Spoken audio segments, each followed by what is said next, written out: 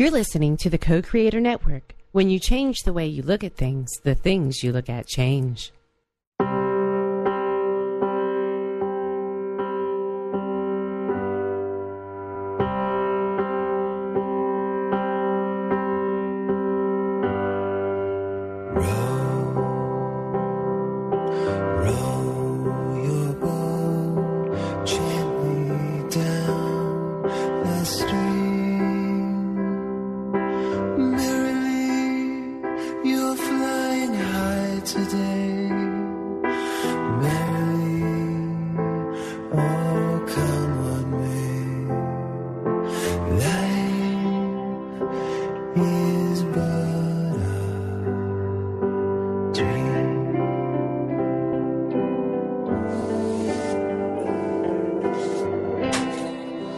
Good afternoon, everybody, and how are you doing? Welcome once again to another edition of The Way of the Desert with me, your host, and HeatherAsh Amara with Dozy Solution.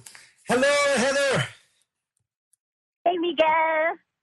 Hey, how are you? I am good. I'm very happy to be merging our radio shows for now and getting to explore new opportunities and vistas with our guests. So thanks for inviting me, honey. Oh, it's my pleasure. It's mine. It's so much fun, you know. And for everyone here today is Wednesday, March 13th, 2013. I'm speaking to you straight from the beautiful city of Seattle, Washington. And a quick bulletin board. Me and my dad are up here in Seattle to do some workshops and lectures. Tomorrow I'll be at the Barnes & Noble doing a book signing, and then me and my dad will be doing a lecture on Saturday, and then me and HeatherAsh Amara will be at the East West Bookshop together talking about the 5 levels of attachment.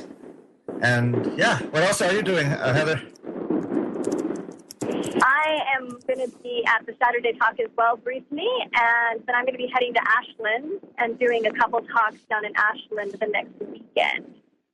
Cool. So excited about that. Bloomsbury and a place called Mystic Earth.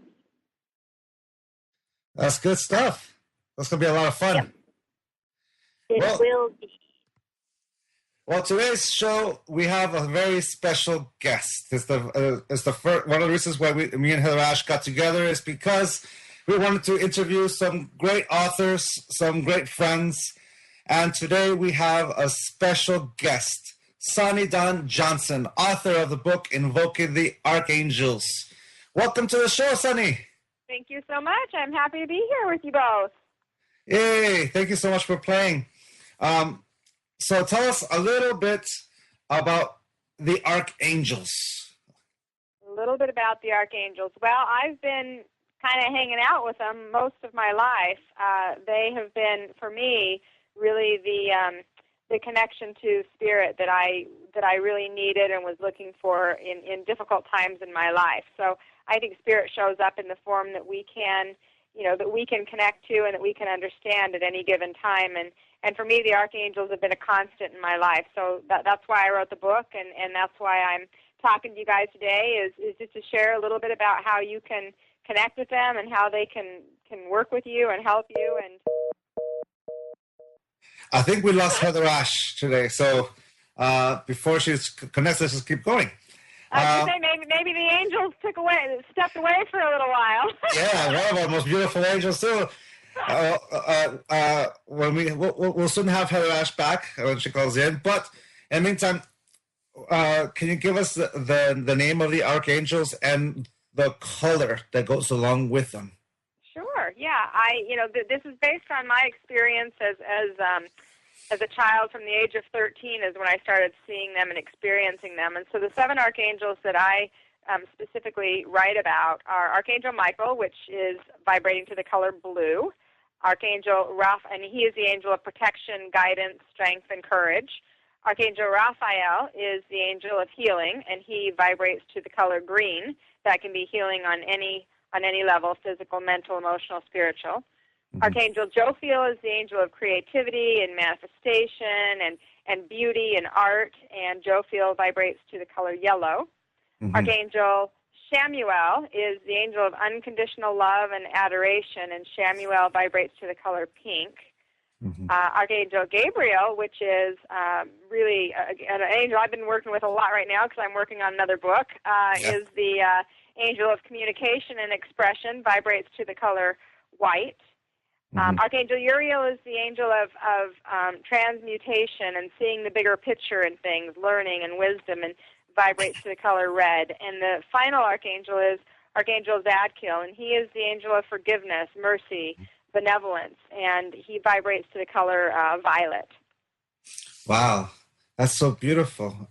You know, my grandmother, when she used to do faith healing, she used to use these colors for the healing. And when you were telling the stories in your book about how you brought them into your life and how your personal experiences, how each one of these archangels helped you in those pivotal moments of your life with your children and your own personal experience, it reminded me of what my grandmother used to say about how these lights heal and they help us so much. And it was such a wonderful thing to see it from your point of view, because my grandmother didn't have a name for them. She always, like, for example, would talk about blue and the red and in her prayers.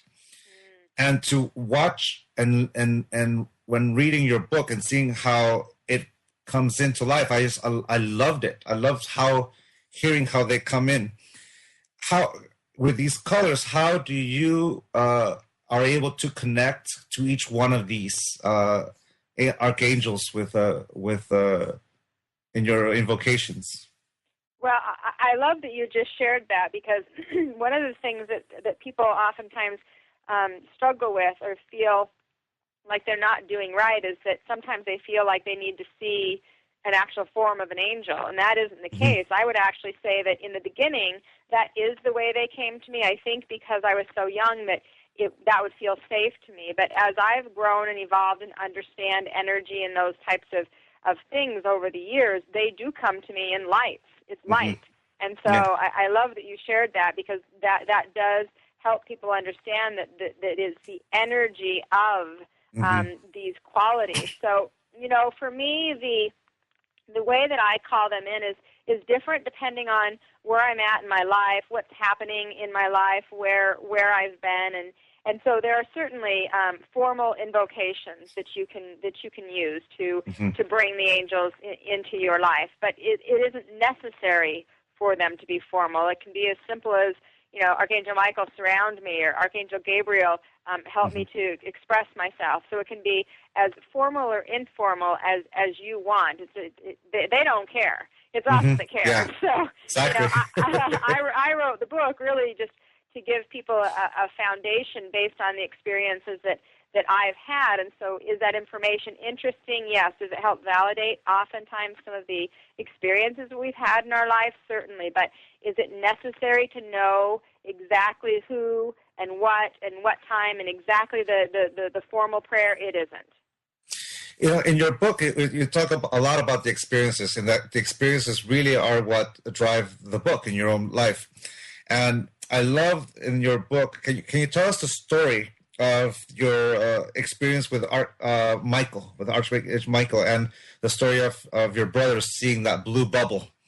Absolutely. That's to me. I love that. I would love to hear it. Yes. Yeah, sure. Well, Archangel Michael, I started learning about the angels. The very first experience I had was waking up in the middle of the night. I was 13 years old. I woke up and rolled over, and I saw this beautiful, colorful, winged being above my bed. And I didn't know what an angel was. I didn't know that that's what it was. I just knew that it was what I felt more than what I saw. And what I felt was this peace and this calm and this relaxation that I had never felt in my life. And I literally just rolled over and went back to sleep. So that was my first experience. I went downstairs and I told my mom the next day what happened, and she goes, "Well, Sunny, that was your guardian angel." And that is what opened the door. So from there I started saying, you know, angels, please come to me. I want to experience that again. I want to feel that calm and that peace that I hadn't ever experienced. I want to feel that again. So I just kept asking, and about 2 months later, my parents were going through a lot. There's a lot of challenge going on in our house and arguing and things like that. And so this particular night, they had gone out to dinner and decided to go and kind of discuss things. And so they left me in charge of my brother. I was 13, he was 5. And they said, we'll be back in a few hours. So about 20 minutes after they left, my brother had been upstairs playing with his guys, and he ran downstairs just crying, sobbing, and said, Sunny, all of my friends are gone, and they're all gone, and now there's only scary and frowny faces. Well, the story around his friends is from the time that he was able to talk, he always talked about his friends. His friends were triangles, circles, and squares with wings. Mm-hmm. And they were all primary colors. And he would say, my friends have got to get in the car. My friends have got to go shopping with us. And they always went everywhere we went. So these friends were always with us. And so when his friends were gone and he comes down and he starts crying, it scared me. And I thought, okay, well, I'm going to be the big sister, and I'm going to go up there and figure out, and I couldn't see him. He could see him. I couldn't see him. So I went to go up the stairs. And as I took that first step up, I couldn't go up the stairs. There was this energy of fear and this energy of negativity or heaviness that I didn't know what it was, but it scared me. So we went and sat in the very back corner of our house the rest of the night until my parents got home. And when they got home that night, I said, you know what, there's something scary, creepy, bad, something, and I'm a teenager, so I'm a little smart-mouthed and cocky, believe it or not. So I'm like, you guys got to do something about this because it's freaky. And my mom said, well, I'll call my friend over. She'll come over, and I'll have her do a clearing on the house. So the next morning, my little brother, not knowing anything about what we're doing, he's 5 years old, he goes outside. He rides his big wheel up and down the street, and he's just kind of hanging out there. And my mom's friend comes over, and she says, okay, well, I'm going to do an invocation. I'm going to bring in Archangel Michael, and I'm going to ask him to clear the energy from the house, and then everything will be fine. And I'm thinking, okay, well, obviously you don't feel what I'm feeling because I don't think that's going to work. Yeah. But I did go ahead and go along with it because, what else am I going to do? I just didn't want it there. So we gathered in a circle in the front of in the foyer of the house, and again, my brother knows nothing about what we're doing, and so we gather, and she says, I want us to hold hands. So my mother and myself and Leo, we all three hold hands and close our eyes, and so everybody closes their eyes, but I only close one of my eyes because I want to see what's going to happen. I mean, if this Archangel Michael, whoever this is, I want to see it. Yeah. And she did a very simple prayer. The prayer was, I invoke the blue light of Archangel Michael to surround and protect this house from any negative energy or entities seen or unseen. That was it. And so as she's saying this prayer, I'm looking with my one eye, and I don't see anything. I don't feel anything. And I'm thinking, oh, my God, that didn't work. Now what are we going to do? And just as everybody opened their eyes, and just as I went to say that, my little brother came running in the front door, and he said, Mommy, there is a great big blue bubble around our house. Wow. And so I was like, oh, it worked. Thank you, it worked. So that was my first experience with Archangel Michael. And my brother being visual, as soon as it was intended, as soon as it was asked for or invoked, he could see it. Me being a feeler, I was so focused on trying to see that I missed the entire experience and the gift because I wasn't paying attention. And I was trying to be different than I was. And in that moment, like it changed your life. And from there, you in your book, you began to talk about how in every other facets in your life, how each angel came to your help and to help you through that transition. And one thing that you just mentioned, which is, the willingness to see it, not get your thoughts in the way of witnessing. How were you able to begin to practice that of letting the perception be without your mind getting in the way? It was hard, especially, this was when I was a teenager, and there was so much going on in my mind that for many years I really did push a lot of it away because I didn't necessarily understand it all. I was having some of these experiences, but when I started talking to people around me, they would get concerned about me and think something was wrong with me.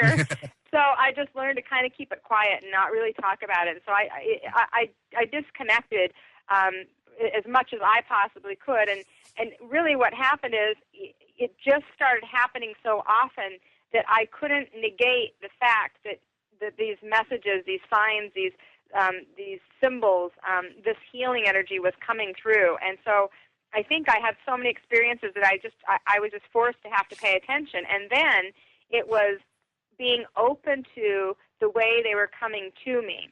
So, for example, I think most people just want to see.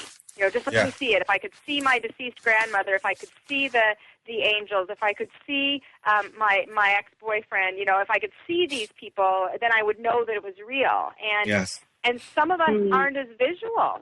Some of us are feelers. Yes. And we have to pay attention to that feeling. And so what I learned for me was that I think I tried so hard to see that finally I almost just gave up. And in that surrendering of that, I really was allowed to experience the presence through my feeling, through my body, through my awareness of what was happening around me that I couldn't see. And so that really is, I think, what opened the door. And I asked for help. I kept asking, help me to experience you in a way that I know for sure that this is you. Mm-hmm. HeatherAsh, you're here? I am here. I am back. Yes. Welcome back. And thank you. I love your stories, Sunny, and the amount of light that you bring whenever you walk into a room. Like, your being is so bright and so clear. And what I love feeling in you is the confidence and that you know that you're held and supported and that everything is fine. And you've been through a lot. That was a long time coming. Exactly. You've been through a lot in your life. Girl. I know. Thank you for that. And I think that's what's so just joyful is that to be able to share to everyone. This is what I would love to share and to convey is that sometimes people go, oh yeah, well that person can see energy or can see angels or is really bright and light. They must have had a really easy life, or they must have been really supported. And you're one of the cases, which is probably most of us, but the cases where it was not easy. Your life has had challenges. There's been difficulties. And so what would you share with someone who's in struggle, who has a challenging life or has had challenges in their life and is trying to feel into how to let go, how to come into trust? What would be their next step? Or how would you guide them? I think that's a really great point, Heather, and I think that is so common that people do have that perception. And the truth of the matter is that for many of us that are in this experience and in this awareness, it's been a lot of the challenges that have helped us to see that. Not that we have to have them that way. It doesn't have to be that way, but that's oftentimes how we have learned. For me, I would say that I didn't trust in the beginning. I didn't. And so what happened for me is that I started to have, I think it got too hard. I got sick and tired of being sick and tired, right?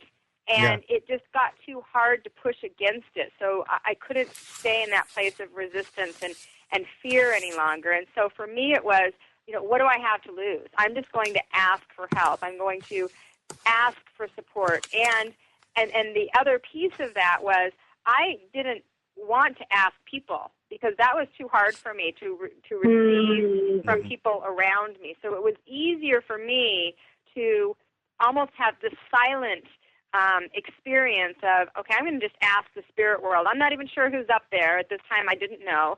I'm not sure who's on my side, who isn't, but I'm just going to ask from here because if it doesn't happen, I'm not going to be disappointed. But if I ask somebody in this physical world and it doesn't happen, then I'm going to be disappointed and set myself up for failure. So I think it was safer for me to just go, you know what, angels guide me. Angels show yourselves to me. Allow me to experience you. Help me to heal this pain that I have in my life, and this emotion, this physical illness or disease. Because I literally have had that experience. I was on my deathbed, absolute confirmed,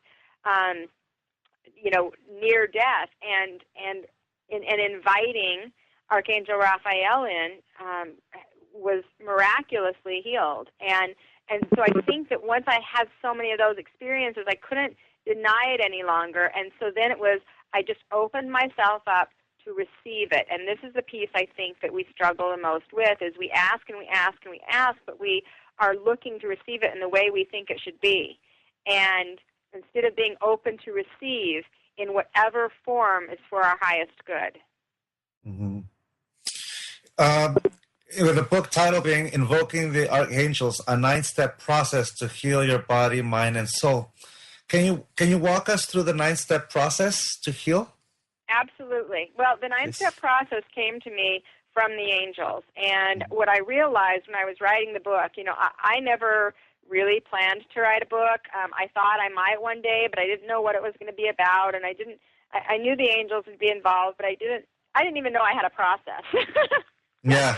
And when I started, asking for help and asking for support and looking back over my life, I realized that there were absolutely things that I did throughout the difficult times in my life that got me to that healing place, that place of appreciation and gratitude for whatever the challenge was. So that's where the 9 steps came from. So the first step is awareness.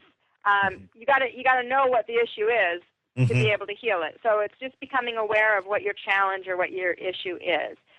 Step 2 is looking within. Oftentimes we go outside of ourselves. We ask everybody's opinion of what we should do, what we shouldn't have done, where we should go, could, should, woulds.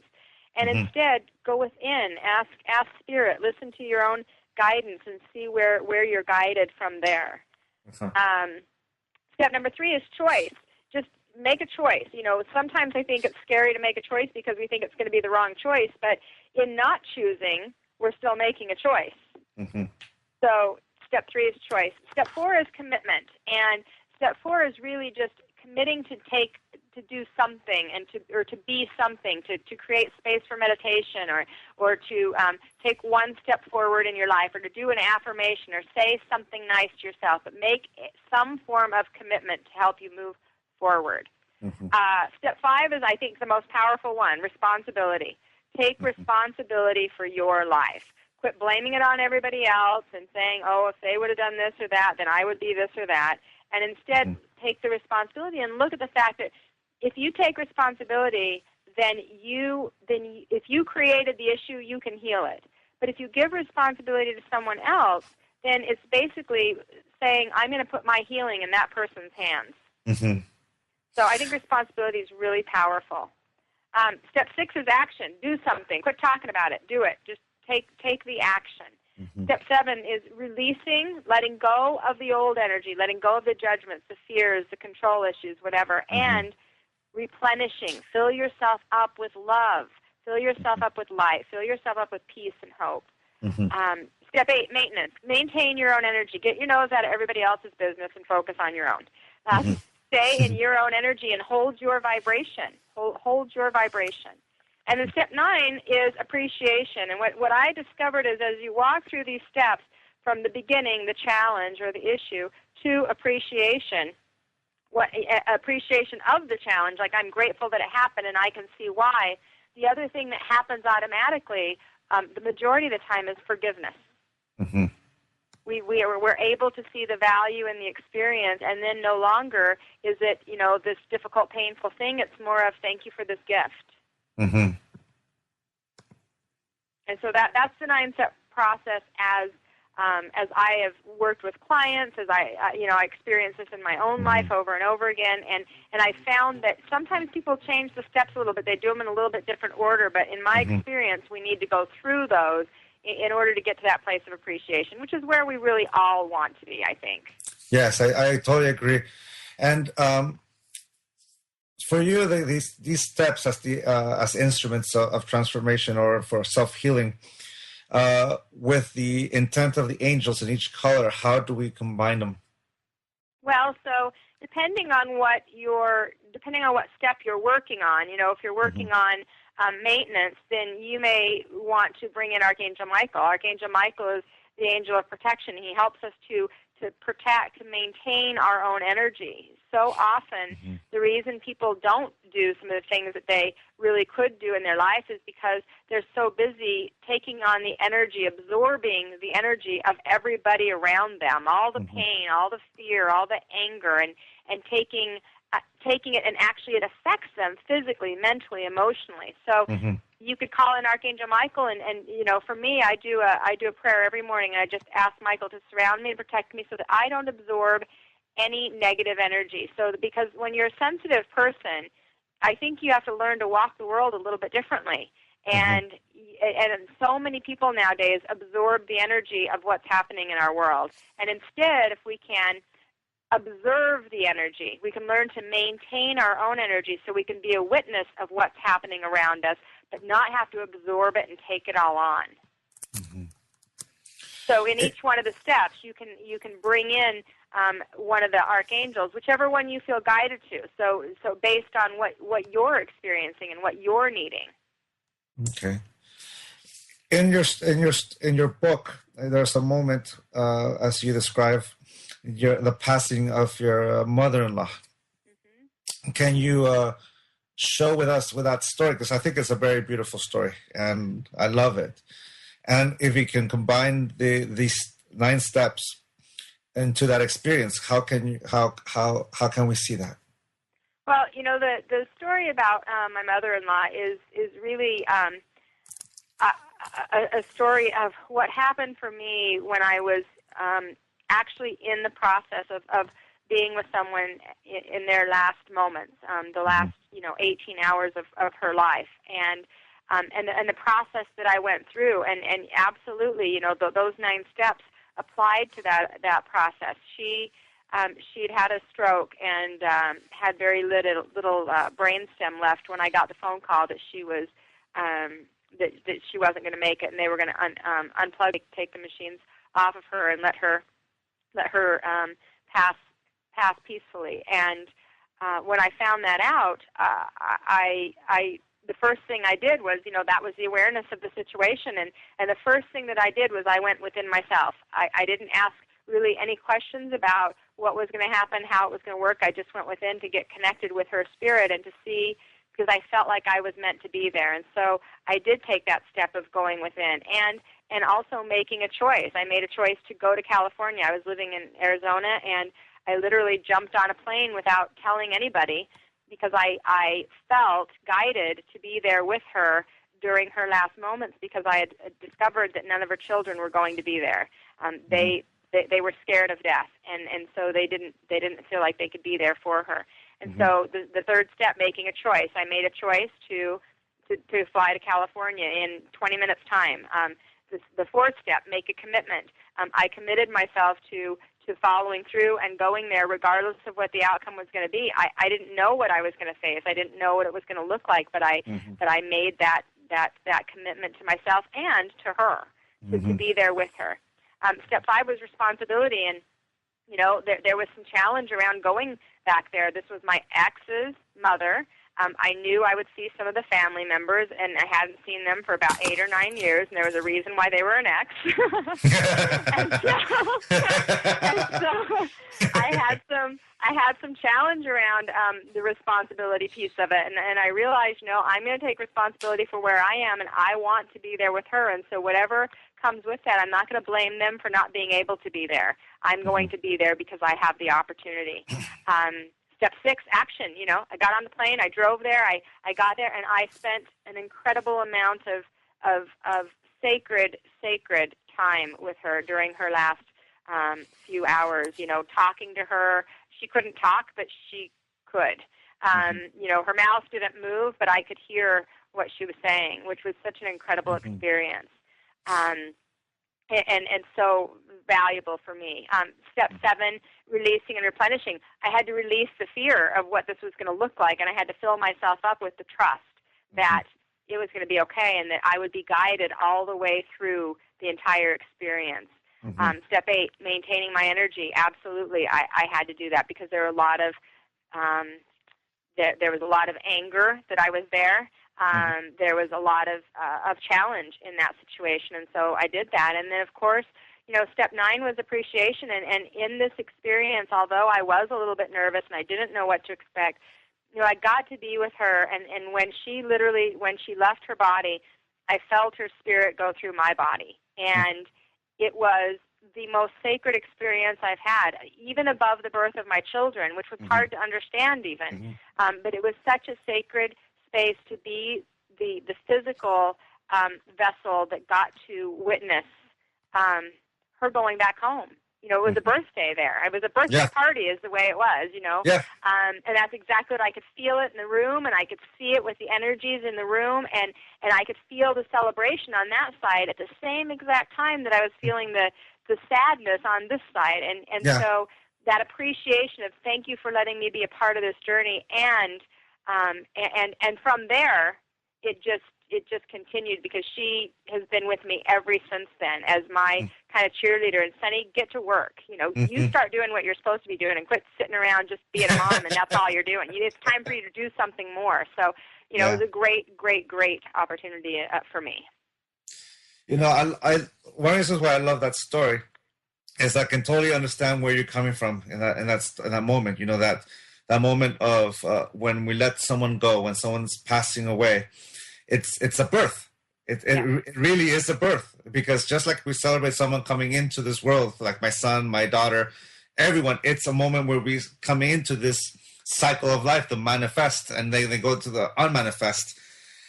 There's one question I have, and it's in regards to step 8, because I might, as you might know, my mother-in-law just passed away, and I'm witnessed my wife and my sister and brothers-in-law go through this process I've gone through, but never to the extent of my mother, my family yet. In step 8, holding your energy, how can you describe that holding of the energy where you're obviously mourning your own emotions, yet holding them in their space and celebrating that passage? How does one hold that energy? Well, for me, what it was when I call Michael's energy, and I feel like I have that extra support, that extra the extra awareness of when I am. We go through grief and we go through pain, and we're going to experience the sadness and go through the grief process. But I think the difference is that oftentimes I have been aware of when it's not just my energy, when I'm grieving for the people that are grieving around me. And the more that I can be of service, and I think the best way that I'm of service is to walk my own journey, walk my own process, and honor where each and every person is in theirs, not try to make it better for them, not try to make it worse for them, but just honor and witness, I think is the best word I can use, witness the experience that each person is having. And I've definitely had times in my life where I have not done that, and I know what that feels like within my body and within my energy field, versus when, even in a passing, there is the sadness that is absolutely people are experiencing, and at the same time, the best source of healing is allowing that energy to just move through you and honoring each movement that comes. And I think that that's the difference, is that when you are not maintaining your energy, it's almost like you get so worn out and you get so heavy and you feel so dense because of the sadness and the person leaving. And yet, when you maintain your energy, it's almost as if there's a piece of joy or a piece of excitement for the journey that's coming for them, the new journey that they're on, the birth that they're having over there. And the best thing I can say, Miguel, is it feels different. It's hard to explain, but it feels completely different in your body, and oftentimes because you don't feel the density, the heaviness. So you still feel sad in the parts that you miss of the physical expression of them here, but it doesn't feel, I guess, overwhelming. It doesn't feel heavy. It's more of a cycle of life. Yes.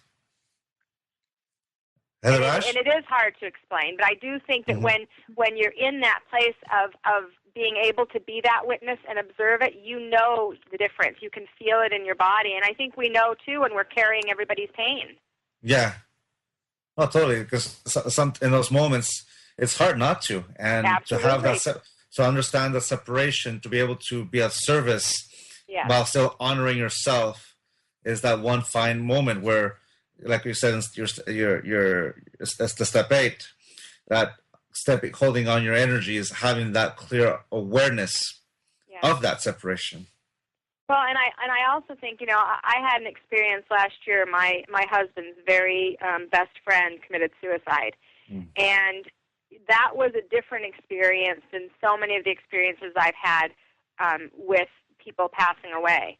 It was a new experience to me. I'd never been so close to a situation like that, and that step, maintaining my own energy, became of absolute importance because my husband was in a tremendous amount of grief in his own way. The family members, you know, it's a completely different experience when someone chooses to end their life in the perception that we as physical beings have. And so I had to get very, very practiced in my ability to honor my own feelings and hold my own energy and not try to rescue anybody else. In my point of view, that requires so much love. Yeah.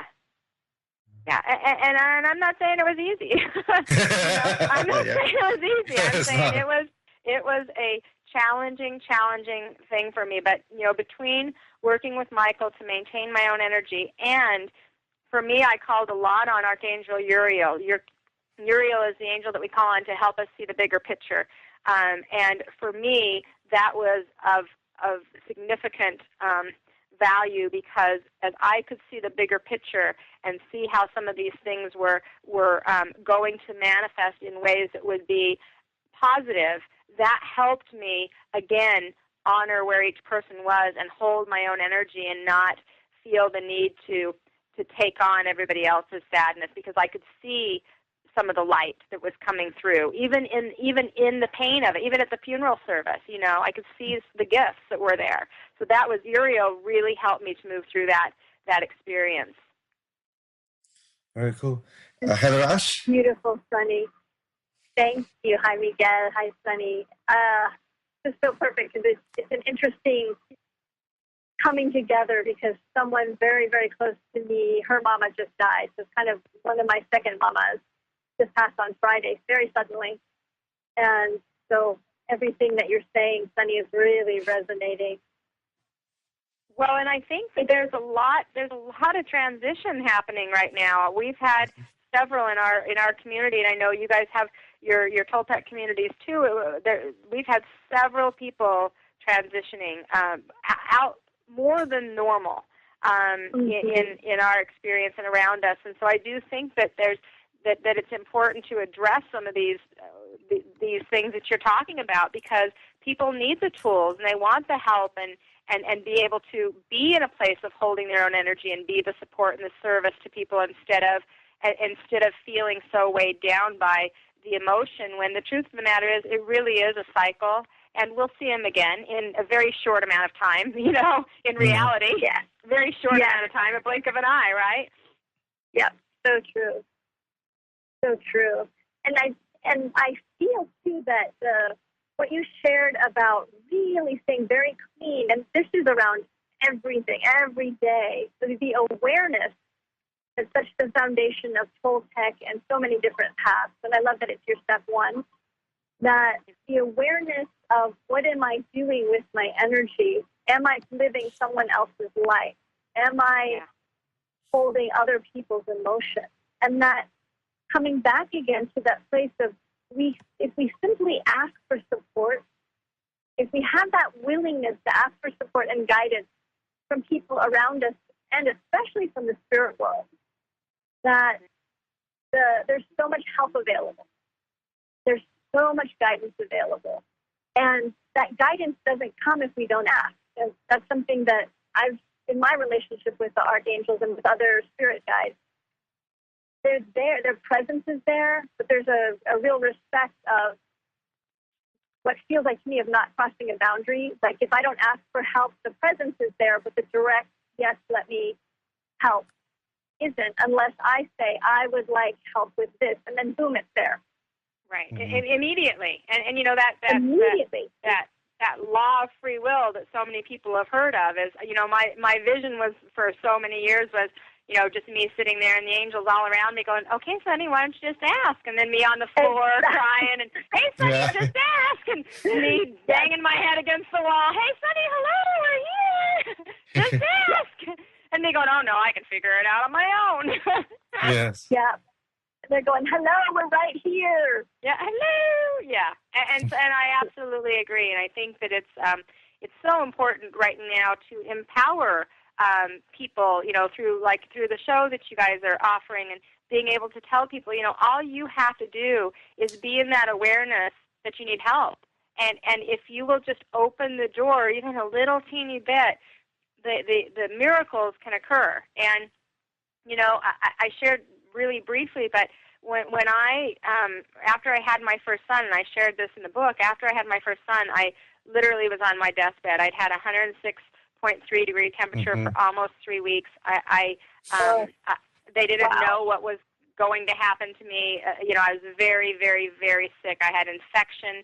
My whole body was just oozing with infection, and the doctors came in, and I was only 18 years old. So the doctors came in and they said to me on the day before Mother's Day, it would have been my first Mother's Day, and they came in and they said, you know, we don't think you're going to live, and we need you to sign your rights away to your son so that if you pass, we know who he goes to, because I was a single mom. I hadn't married his father, and that and then they left, and so here I am by myself in a hospital room, a young girl, and I sat and I realized in that moment there is nowhere to go but up.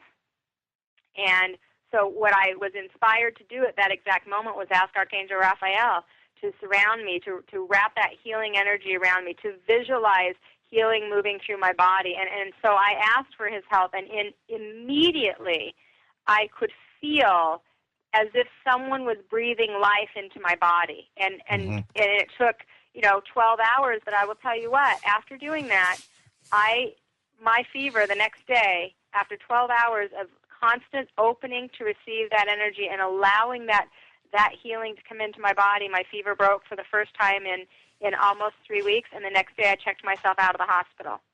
Unauthorized, but I still did it. So, it became, for me, that is such a significant story in how when we really allow ourselves to open up and not try to control the way it's going to happen. And that was an issue for me. I will absolutely admit I am a recovering, I like to say ex, but I'll use recovering, control freak. And so I wanted to do it my way. And in this, there was no way besides the way that it happened. That was the only way it could have been. And I had no control. The only control I had was my breath. And your faith, like we get the place where we get to the end and we just go, there's nothing else to do but surrender, is so beautiful. And how do we learn to do that consciously without waiting till you're going to die, so there's nothing else to lose? Exactly. Yeah. Let's do it now. Yes. Plan. How about today in this moment instead of when you're dying? And, and I think that's exactly, that's the whole point, is ask now. Ask now. And then hold the faith, because something else I was thinking about when you were talking, Sunny, is that and Miguel, when you were talking about holding our emotions, having our own emotions, not having other people's experiences. The other place that we all want to be mindful about, I know I do, is not then going into my judge, not going into my fear, not going to my own system of like, oh my God, what if this doesn't work? Or I'm not doing it right. And so there's also that mindfulness that there's a lot of different pathways we can take within our being. There's a pathway of taking care of everybody else. There's a pathway of trying to control everything in our lives. There's the pathway of feeling victimized and in blame and in suffering. There's the pathway of just judging ourselves that we can never do it right. And all those things are like static that just get in the way. And when we can say, I'm not going to choose any of those pathways, they're all there. And it's a really committing, like you said, Sunny, committing to, I'm going to stay open. I don't know what it's going to look like. I don't know how this is going to work, but I'm going to stay open to something new. I'm going to stay open to beauty, life, love moving through me. That's what changes everything. Mm-hmm. Yeah, I would agree with, and I would add to that the way that, for me, the way that I stay out of that judgment, because judgment was a huge piece of my life for a long time, internal and external. And the way that I stay out of that judgment is by staying present. Mm-hmm. If I stay present in this moment, then I'm not in the fear of tomorrow or yesterday. If I stay present in this moment, I can hear Spirit speak. I can see Spirit's presence if I'm present in this moment. But if I'm in any other place, I miss it. Yeah. Perfect. Yeah, like it's in that present moment where choice comes in, and choice having the ability to say yes, I'm going to go with that, or no, and also recognizing in when we judge someone, we're judging them for agreements they never made. We're judging them to our own agreements. Absolutely. And that's one of those beautiful things about being in that present and being aware of our own truth. In your book, there's one exercise that you asked us to do before we even continue turning the page. I did. Did you do it? I did it. I'll share with you, because that way, we can work on that, since I have it right here. On Monday it's white. On Tuesday it's blue. Wednesday pink. Thursday violet. Friday green. Saturday yellow, and Sunday red. Sunday red. So how does this work, so we can, the audience can hear what the exercise I just did? So the exercise that you did, what I had to do was I put the 7 days of the week there, and then I offered you those 7 colors, each one of those colors associating with one of the archangels. And the idea behind this is that instead of you going and reading my book or reading any other book and having an experience and learning based on what my experience has been, is what I wanted to do was offer the reader their own personal experience with each one of the angels. And so, for example, today you said was pink, Shamuel. So today's archangel Shamuel. So if you were going to be doing this, if the people that are listening were going to do this exercise, then today would be pink day. And so you might wear a pink shirt, or you might wear pink underwear, or you might wear rose quartz stone, or you bringing in the energy of the color pink. You may invoke Archangel Shamuel, ask Shamuel to hang out with you, to be with you, to guide you, allow you to experience him. And then what I've asked people to do is take a few minutes and just journal anything that you might call synchronistic or coincidental. I don't believe in coincidental, but coincidental.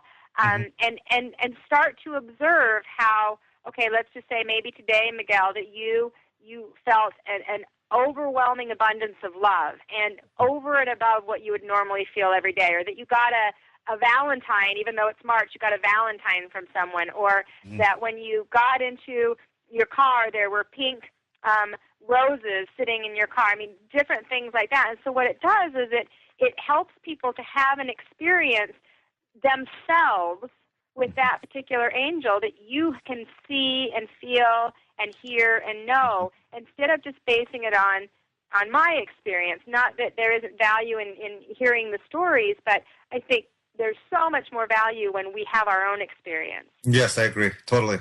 And so then tomorrow, if tomorrow was, like, let's just say tomorrow was Violet. Raphael, and then you do that connection tomorrow, then what you start to do is you start to see how the energy really is different based on the support that you're calling in and open to receive around you. And then on Friday, green? So Friday, green. So you'd call in Raphael and you'd say, okay, Raphael, allow me to experience the energy of healing. Bring healing to me, my heart, my body, my soul. And then what you would do is the same thing. You would start to pay attention, and you'd bring in the color green, whether it's a visual, whether it's clothing, whether it's stones, whatever. And then you would journal, what stood out to you today. So let's say, for example, today your knee's been bothering you for a week, and all of a sudden your knee felt better. Okay, well, that's significant. Or, yes. You know what, you've had a really heavy heart, and all of a sudden you felt lighter. You felt like you broke through something. So then you have that experience for yourself that then can say, okay, I get that, because once you have the experience, nobody can ever take it away from you. It's yours, and then you have your own personal, intimate relationship with the archangels. And that is what is, for me, what was so powerful, is I know them because I've experienced them. What you said there is so true. Because even with my own upbringing, with my own tradition, the Four Agreements and my dad's teachings and all that, up until a certain point, it was a history lesson. It was just something that it was shared to me until all of a sudden I practiced it in my life, not only like not following it to the T, but meaning I had a life experience, and the life experience changed my perspective in life. And all of a sudden my teachings, not just the Four Agreements, but everything else around me, became an instrument. And the lessons became not a history lesson that belongs in a museum, but something practical in my life. I let the lesson become alive.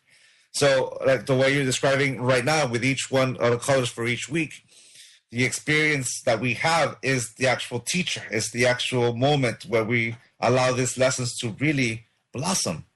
Right. And then it integrates into the being of who we are. Instead of it being something out there that, oh, that was interesting, it's something that is integrated into who we are and who we become. Mm-hmm. Absolutely. Oh, absolutely. Well, I'm so proud of you for doing the exercise. That's why at the bottom of it, don't go any further until you've done this. so good job. Yeah, I did it. I reached that point. I grabbed because I didn't have a pen, so I just had to use my notes on my phone, and I quickly jotted in. And once I finished, I'm like, okay, so what did I just do? And I started reading it, because like it says there, the next chapter 3, was going to explain it to me, and it was riveting to watch it. So each one of these days is an instrument. It allows you to set intent, to basically become that awareness at step 1, right? Yes, absolutely. You got it. Okay, cool. You got it. That's so cool. I love it.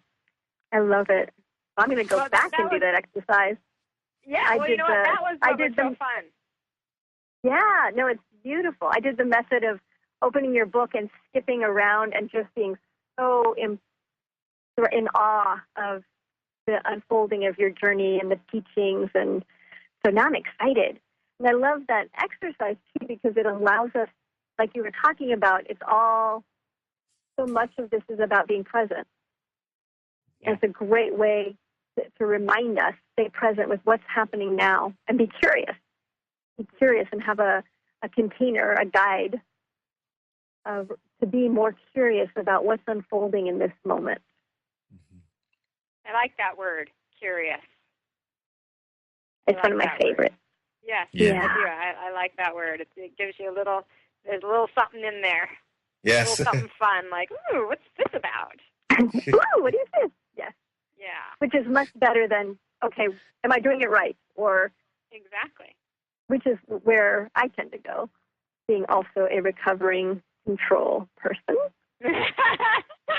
Yeah, really. Experimentation and curiosity is such a powerful way to live our lives. Yes. Cool. And we have about 6 more minutes left on our show. Is there anything like what's up next for you, Sunny? What's up next for me? Every year I do a retreat here in Sedona, Arizona, which is one of the favorite places for a lot of people. And so I've got a retreat coming up in April that we do. It's a healing retreat, so it's 4 days and 3 nights, and we do some ceremony, and we do some healing work, and we do some music therapy with my musician Chris, and so it's a really great event. I just had 2 spots that just opened up for that, so there are actually 2 spots left for that one. So that's exciting. That's one of my favorite things to do is the retreats and just kind of getting in there and moving energy around, you know. And what else do I have coming out? I'm going to be I'm going to be in Denver next month at the Mile High Church, and I know you guys are traveling all around too. Isn't it fun traveling? Yeah, it's a fun wave to ride. It really is. Isn't it? Yeah. Mm-hmm. Yeah. It's And great. to meet all the people that you're, you know, that you get to share with and learn from. That's what I found is, you know, people thought they were learning from me, and I'm like, oh my God, I'm learning from you. Yeah. So much. So true. That. I love that. So yeah, there's a lot of things on my website. If people are interested, they can go to my website and check out some of the events that are coming up. But I'll be in Denver quite a bit. I'll be in Chicago. I'll be in Fargo, North Dakota, which is actually one of my favorite places to go. I'm doing a certification program up there for 5 days in May, and I'll be in Utah in July. And you know, just we're crossing paths, and I'll see Heather in a couple of weeks, I hear. Yay! That's cool. Yeah, in Texas. Yes. Yeah. So that'll be wonderful. I've got an event in Austin in at the end of March. I have an event in Austin. So there's a lot of fun things happening, and I got another book I'm going to start working on. And how are you guys doing with your books? Tell us about here. Let me flip it over now. Tell us about your books for a minute. I want to hear how things are going because both of your books are pretty new. So how's it going? So far, so especially good. Miguel. Huh? Especially you, Miguel, since your book just launched. Yeah, it just came out. It's so exciting. Well, for me, it's been an incredible adventure because it's a dream come true. Yeah. You know, it's been wonderful to see the impact it's already having, and the people who read it and the people who like it. You know, it's to me that's exciting because it no longer is my book. It belongs to the people who read it. You know, because I'm just like I do in any lecture. I say my words, and the people who read it run with it, and that's so cool to watch. So, and I think this is the funnest thing ever, and I love HeatherAsh's book too, The Total Path of Transformation. Yeah, Heather? I do too. I love both your books. I've been so grateful. Yeah, and I've been so grateful to also be able to travel around and teach, and to be hanging out with the Ruizes has been such a joy. And honored to be part of this family. So all of us are published by Hierophant Publishers, and all of the authors and all of the books of Hierophant are just so clean and clear and beautiful. So I'm really honored to be part of this family. Yeah, I agree. That's exactly what I was going to say. It does feel like a family, and so I love the fact that you guys are out there and traveling and getting out there and sharing the message, and that's absolutely true, Miguel. It's no longer, once we put the book out there, it's no longer ours. It really is.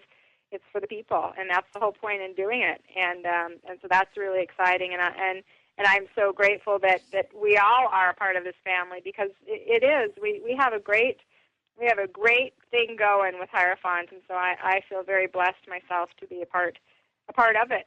Yeah, and speaking of which, next week's show we're going to have Stephanie Vanette Voigt with her book Your Spacious Selfish. She is also another Hierophant author, and she's going to be on our show next week. That's going to be another fun interaction. We're closing the show up now.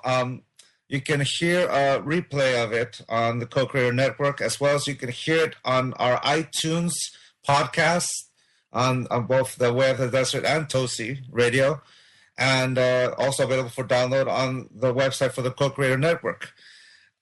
To me, this whole point of all this work is to have fun, and it's been such a fun experience with you, Sunny, to have you on the show and to share with us your wonderful message. And it's one of the most beautiful things I've ever heard. Oh, well, thank you. It was my pleasure to be with you guys, and I look forward to the next time we're all together. Yeah, and can you let us know what's your website again? My name, Sunny Dawn Johnston with a T.com, sunnydawnjohnston.com. Awesome. Thank you guys so much. It was fun. Thanks so much, Sunny, for joining us, and thanks, Miguel, for merging shows, Way of the Desert and Tosi Radio. Blessings to all of you. Yay! Get to have fun together. Yay! So have fun. Enjoy with all my love. Thank you for saying yes to tuning in. And we love you. We love you. Take care, everybody. Thanks, Sunny. Thank you. Have fun.